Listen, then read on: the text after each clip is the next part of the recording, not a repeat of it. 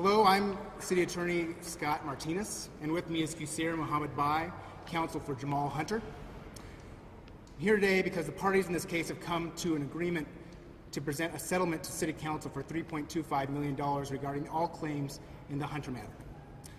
The settlement, which is not an admission of liability, will next need to be approved by City Council and then by the U.S. District Court. The parties agreed this settlement would allow the city to address the allegations at hand. On behalf of the administration, it will permit us to move forward and looks to the future for a sincere reform necessary to restore the public trust. As you heard from the mayor yesterday, we will be moving to instill a new level of accountability at the Sheriff's Department. We believe this settlement sets us on a clear path in that direction. In addition, allegations of litigation misconduct were made against Assistant City Attorney Stuart Shapiro, who originally handled the matter. Shapiro has been placed on investigatory leave, and I have ordered an independent review of his conduct in this case, as well as policies and procedures in the Denver City Attorney's Office. If the settlement is approved by the City Council, the city will move next expeditiously to address any other outstanding personnel issues raised in the course of this case. This is a fiscally responsible action taken on behalf of taxpayers, and we understand that the litigation expenses, potential damages, and plaintiff's attorney's fees could have exceeded the settlement amount if we went to litigation and if the litigation would have run its course. We are committed to addressing the issues at hand now. With that, I'd like to turn it over to counsel for Jamal Hunter, Qusayr Mohammed Bai. Good afternoon. Again, I'm Qusayr Mohammed Bai. I represent Jamal Hunter in his federal court lawsuit. This settlement is an embarkment on change, and Mr. Hunter is extraordinarily proud to have had his voice heard and to be an instrument of change. We take the mayor at his word that he's committed to making positive changes, and we hope that the City and County of Denver will take issues of inmate safety and well-being seriously. Thank you. With that, we go ahead and open up to questions. Mr. Martinez, what's different this time around? I mean, the city has settled $10 million in claims just like this over a decade. What's going to be different this year than in the past 10 years? So we had unique circumstances in this case for this particular settlement. What I would say is that with this mayor, we have announced already new leadership at the Sheriff's Department and a real opportunity to move forward. We take this seriously, and we get a clean slate to start those reform now.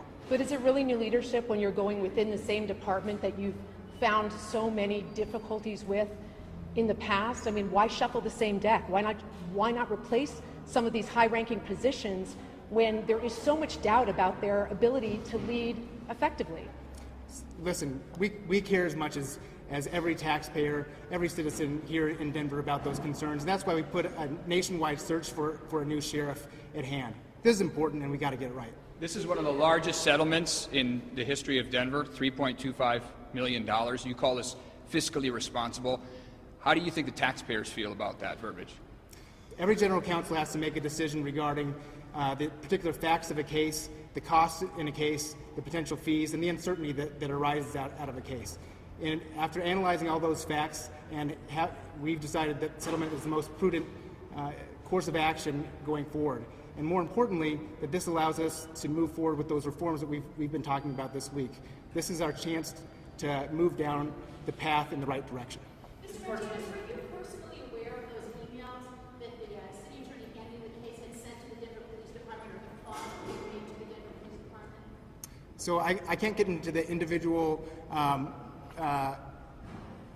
my individual knowledge, but what I will tell you is this. The city attorney's office believes that attorneys are held to the highest standard.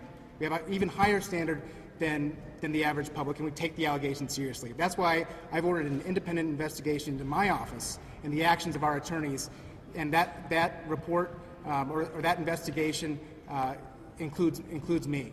Nobody is above the law. Who is going to be conducting the independent investigation? Excuse me? Who's going to be conducting the independent investigation? We have identified a few firms that underneath our competitive selection policy that we'll be reporting to the mayor and the chief of staff. The chief of staff will be making that selection in the coming days. You have a handful of other abuse cases that are currently under review. Are you already considering settlements in those cases as well? I appreciate that you want to know that the people want to know where individual settlements or where individual litigation might be. I will just say that we take every case, the facts of every case seriously, and every plaintiff seriously, and we analyze each of those cases on the merits. How would you respond to what some people might say is, you guys settled this case for a huge amount of money solely to avoid having to hand over 7 years worth of prior communications between city attorneys and police officers in other abuse cases? You just didn't want to do that because of what those might reveal. So what I would say is that what we're looking for is certainty in this case and an opportunity to move forward, and that's what this case gets us. With such a large amount, is there any concern about what message it might send to other inmates, future inmates? So what I would say is the message we want to send is that we take every case seriously, and when we analyze those facts, we'll come to those appropriate conclusions. But we believe that it's important for every plaintiff to have either his or her day in court, or have the city listen to their case and analyze those facts in an analytical manner. But how can you say that when the city attorney in your office, I mean, I'm sure you've heard that too from those police officers and you've seen the email. I mean, it appears at least that the city attorney's office with the police department was doing everything they could to make sure that the inmate did not have his days in court. So I'm not exactly sure what your question was, but I will say this: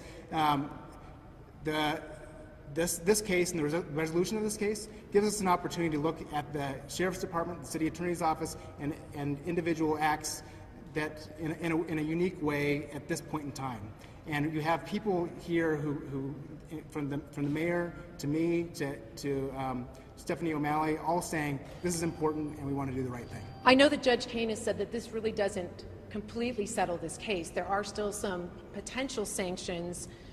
Where do some of these other motions stand, and how will you reach a final resolution to this case? So there's two parts to that answer. First, City Council has the role and responsibility of final approval of the settlement from the city's point of view, and then the judge has an opportunity to review that settlement. Those two things have to happen before there's a final resolution. Second, we take all allegations allegations of misconduct by any person in the city seriously, and we're going to handle those on a case-by-case basis. How much has, do you know, you may not know this, how much has it cost the city attorney's office in terms of outside legal fees in this case? At this point in time, we haven't tallied those up, but we've had 5 out. We, as a city, have an obligation to defend all employees of the city through trial. We're still tallying those costs, and we expect those costs to be tallied at the conclusion of the trial. How many firms have been involved in this case? Sorry, we got 2. We'll go over here. To my knowledge, I have to go back and look at that, but I can get you an answer to that by the end of the day. How many firms have been involved on this behalf in this case? We've had 5 different firms involved that have represented the city of Denver, the 2 individual police officers, as well as the 2 individual sheriff's deputies who were involved in this case. Are there any other terms of the settlement Can you? that are, Sorry. any other terms of the settlement that are non-monetary? So until the settlement's done, we want to make sure that we look at those terms are still confidential. However, we've started the reforms that are at issue in this case now. We believe that it's important for every grievance to find its way to the Office of the Independent Monitor. We believe that every grievance should be every serious grievance should be investigated, and that each individual matter deserves attention. Could you comment on the timing of the sheriff stepping down yesterday? He was possibly going to take the stand in the Jamal Hunter case. Does that have anything to do with this settlement? So I can't speak to any individual trial tactic, who's going to be on the stand, who wasn't, just because the trial didn't happen. What I would say is, from the mayor on down, we all take these personnel matters seriously, and that certainly we've seen a whole host of issues that need to be dealt with, and that change in leadership was a start to that, was another step in that process. Mr. Shapiro, what day was he placed on leave, and is he on paid or unpaid leave? So I can't discuss the details of the personnel matter. Right, but the fact whether he's on paid or unpaid leave. So I can't discuss the exact dates and what he's going to be doing, but he is on paid leave. Paid leave? Okay. One more question? Do you have any concerns that the judge will continue this? I think we talked about this a little bit, but the fact that he just today was raising some concerns about accepting this settlement? So what I would say is this, is that we believe that this is a good faith effort on both parties, and that the settlement is in the best interest of all the parties here. Thank you.